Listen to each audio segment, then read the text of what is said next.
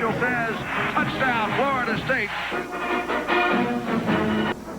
Homecoming 1989, a very big success for the Florida State Seminoles. Coach, you went into that 42nd homecoming game, and Florida State prevails over South Carolina. Yeah, we had another great packed stadium today. Great homecoming, and we won 35-10 over a South Carolina football team that was very well coached and would not quit fighting. A scrappy bunch of Gamecocks battling the Florida State Seminoles on a beautiful autumn afternoon in the state capitol. We'll have the first and second half highlights coming up, and also a great moment in Florida State football. Back on the college campus at Florida State in the state capitol, Coach. That's what homecoming's all about. Grads made good breakfast, and then, of course, the big football game at Campbell Stadium. They couldn't have picked a prettier day. It was a beautiful day. Osceola and Renegade, they did a great job. The band, I think the band uniforms are beautiful. And then our cheerleaders did another great job, all of the support group. There's old Lawrence Dawsey there catching a pass from Peter Tom Willis. Peter Tom had a great game for us. Lassane there, number 88 from Wildwood, Florida. Bruce caught his first touchdown in a while. There's a great fake to old Amp Lee there from Shipley in it. Oh, yeah. And old Peter Tom finds number 29, Dawsey from Dothan, Alabama. He picks up a block out there from Lassane. And there's Dawsey heading for the end zone. But one of their defensive backs catches him. But again, once it's the case of Dawsey getting everything out of it he could. Here's a touchdown pass to Bruce Lassane. Big number 88, a senior. Boy, I hate to see these receivers. Old Dawsey, number 29, is only one of these fabulous four that'll be back next year. But Bruce Lassane catches a slant there from Peter Tom, and he's in the end zone for our first touchdown. And we moved the ball real good. Well, I thought Wayne McDuffie called a real good ball game for us. I noticed you didn't have the headset on in that ball game. No, I did. No, I told Wayne I wanted him and the offensive staff to call plays, and if they had any problem, they want me, let me know. But I just thought he did an excellent job, and they did an excellent job of good preparation. Our defensive team did a good job. Always a nice play there. By number 47, Kevin Grant from Ocala, Florida, who just gets better and better. Odell had a real good game. I saw him around the ball a lot. Eric Hayes did also. Sheldon Thompson did also. And Henry Ostaszewski, and there's old Terrell Buckley on returning a punt there. We got us backed up, but old Pete Tom comes off. Now here's one where Pete Tom hits him, but we get hit unexpectedly, and it jars the ball loose, and they intercept it. Now, we had more of that Saturday. We've had in a while, and I think a lot so we just hadn't been able to practice a lot of hitting, Gene. Then when you get in the game, the kids don't know how to take those licks. But there was a real fine sack by where's the 59, Keith Carter. Keith Carter from Miami, Florida, he's a senior, and with Kelvin Smith hurt, has started every game at linebacker. And he has just done an excellent job. Number 59, 45, Kurt Carruthers, who was Defensive Player of the Week in the Nation last week in several... Sports Illustrated and Sporting News. Yeah, great, and mighty pleased with him. There's old Lassane again, catching a pass from Peter Tom. It was kind of a situation where they were blitzing. Peter Tom caught him out there by himself. And here's the fake was good. I'll tell you what's happening. Dexter Carter's running for first down. Pete, your fake was so good that everybody thought you still had the ball.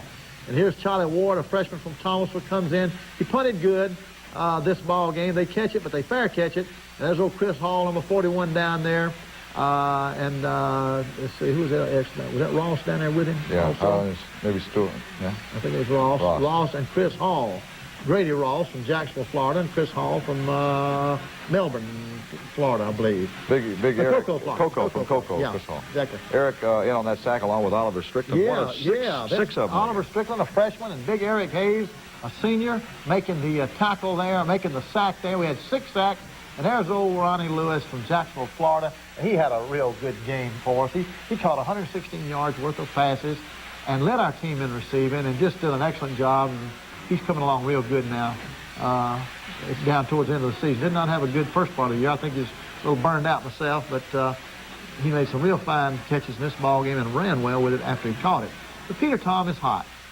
He's hot. Now here he finds Dexter Carter, I believe, on a little spot pass, and Dexter, number 13, makes a real fine catch out there. Look at Haywood Haynes in there blocking.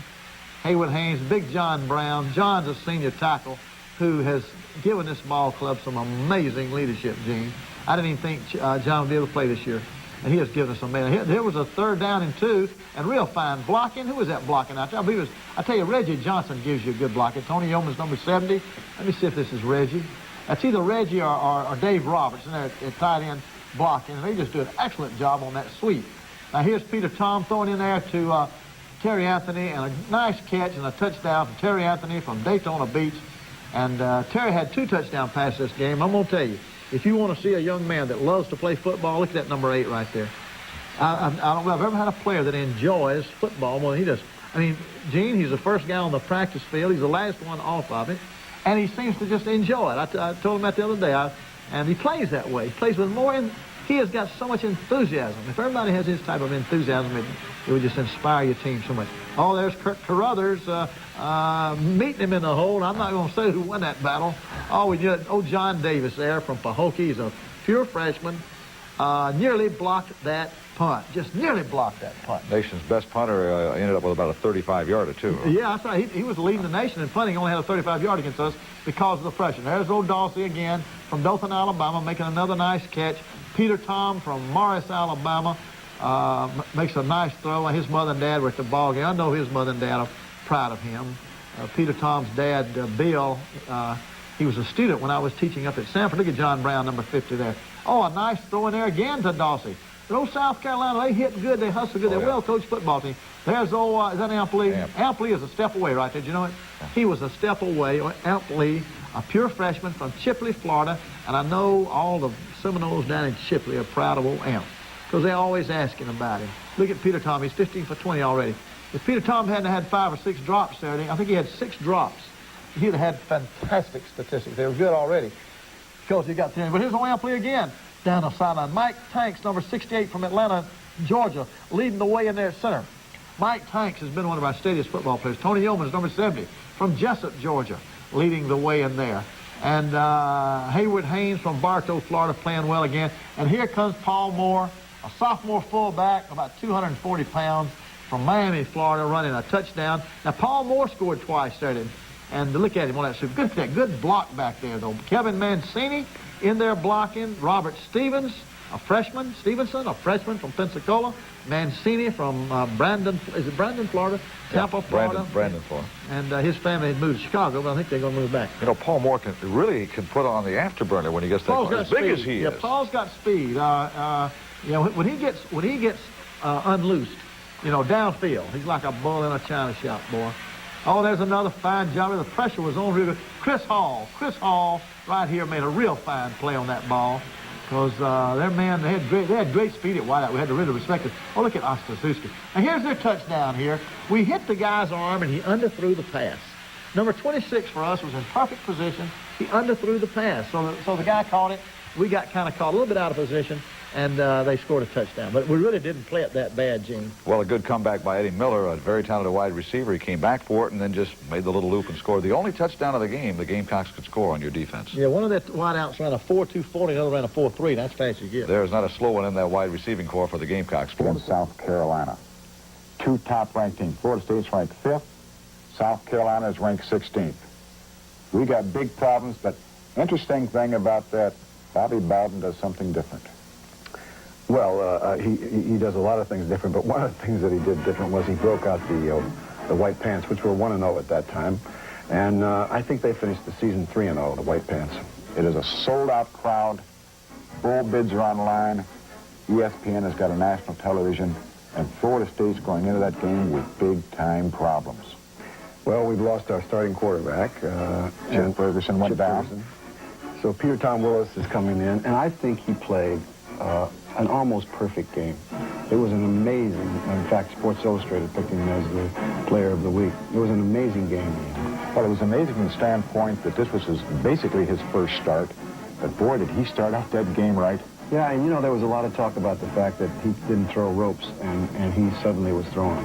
And he threw it on the second play of the game as he hit Terry Anthony for 46 yards and a touchdown. The defense came on the second series, and Phil Corallo blocks a punt, and it is picked up and carried in the end zone for a touchdown. On the other side, South Carolina had a great throwing quarterback. Yeah, he was picked as preseason All-American for just about everybody. And this was unfortunate for him on national television. He didn't have a great game. Did not have a great game because Florida State decided they're going to rush 3 people and defend with 8. And oddly enough, those 3 people did a great job of putting a lot of pressure on him, and the poor quarterback had no one to throw to. Well, it was one of our all-time great victories. Florida State, South Carolina. 59-0. Can't get any better than that.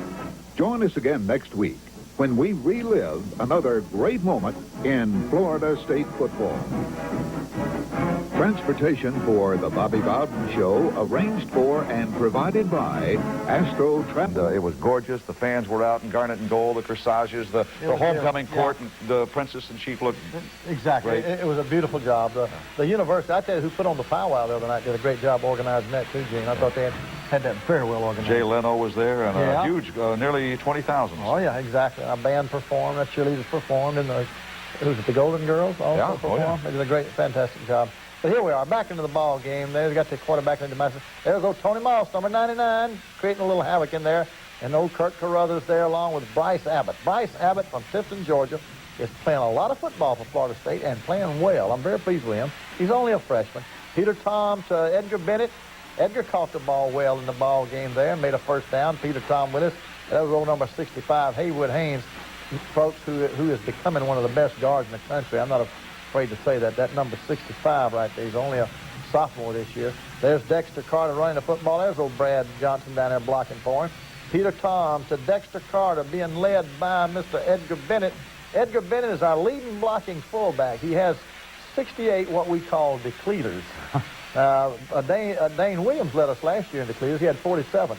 This guy's already got 68 this year. We're mighty proud of that. There's old Ronnie Lewis again, getting back in the ball game. Look at Peter Tom here finding Ronnie Lewis. That's 2 in a row, Ron. Oh, Ronnie's taking some shots, isn't he? I wish they must not know about his bruised shoulder. Oh, Ronnie, he wouldn't flinch. He just kept catching the football. And here's a great catch by Terry Anthony, number 8, and he takes it down. Great job. You see what I'm saying? A guy that enjoys playing football. That number 8 loves to play football. Peter Tom throws the ball up, and when you throw into Terry, that's where you want to go, is up. Because he can jump like a kangaroo. Goes up, gets the football. Concentration is excellent.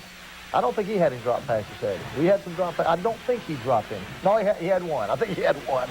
I'm going to tell on him. Okay, Richie Andrews comes in and kicks the extra point there. Boy, some real fine, who made that play out there? Might have been Shelton Thompson. I'm not sure if it's Shelton or not. Could have been him, could have been Tony Moss. There's Lassane making a nice catch there for first down. Peter Tom Willis is back. He's taking a look downfield. And here's where Lassane goes up and gets the ball. Bruce Lassane from Wildwood, Florida. Oh, look at Paul Moore blocking there. Paul Moore from Miami, Florida, doing a real good job. Look at Lassane go up and get the ball. Ampli, number 42, from Chipley there. Now Lassane, the senior for Florida State University. Nice block again. Look at Amp. Ampli, a pure freshman. Chipley, Florida. Mighty pleased with him. Look at Mike Tanks blocking. Oh, somebody else had a key blocking. Number 80 is Reggie Johnson, who has blocked magnificently the last 3 weeks as a tight end.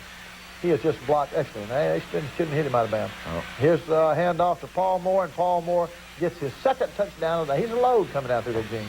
Don't let him get a running start now. He's a load. About 4 Gamecocks took a shot at him. Watch this. Oh, yeah. There's one. Yeah, so he's strong. He's very strong. Football player, and he smells the goal line. Yeah. When Paul gets on the goal line, he wants that. He wants it.